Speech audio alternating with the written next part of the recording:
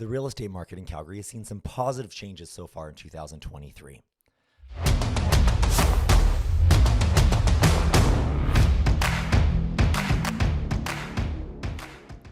We're all aware of the Bank of Canada's aggressive campaign last year to nip inflation in the bud by increasing interest rates, and it hurt for many. It brought house selling activity to an abrupt slowdown. Although that slowdown in Alberta was much less than experienced in both the Greater Toronto and the Greater Vancouver areas.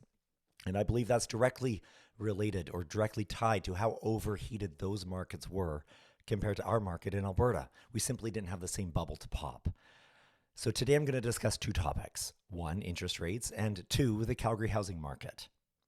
On April 12th, the Bank of Canada made its third rate announcement of the year. Inflation, thankfully, is trending downwards since last fall, but it's really improved since December. Currently, the bank is predicting that we'll be around 3% by summer, and in 2024, we should hit the target of 2% inflation. However, if inflation doesn't continue to drop, there is still a risk that the bank could increase interest rates again. But as long as things continue on the current trajectory, we'll likely start to see the Bank of Canada drop rates as early as the end of this year. Most economists are predicting about a 1.5% drop in the bank rate between now and the end of next year.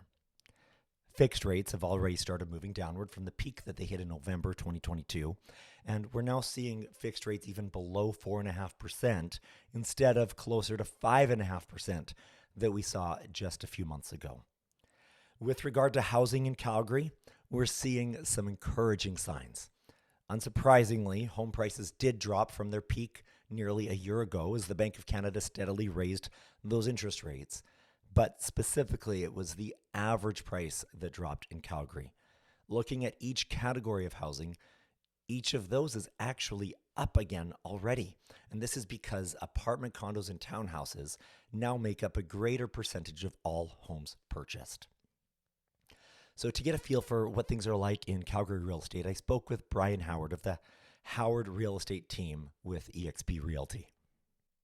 Brian, as you are working with buyers and sellers, what's the general sentiment on the ground?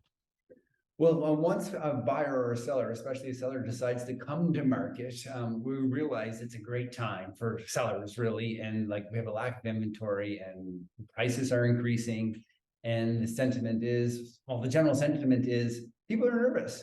But then, once a seller decides to sell, and because they're leaving the city and going elsewhere as opposed to downsizing or upsizing, then they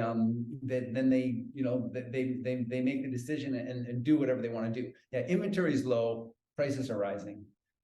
Generally, that the sentiment is not there. People aren't realizing that.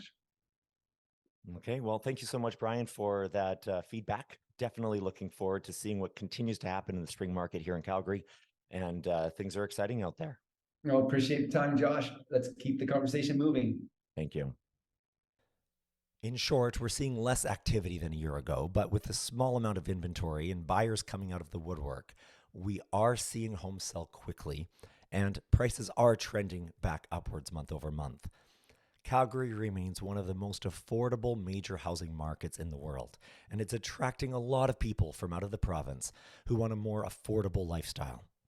So if you've been sitting on the sidelines waiting for things to bottom out, we might just be in that sweet spot where interest rates are a bit higher but have come down.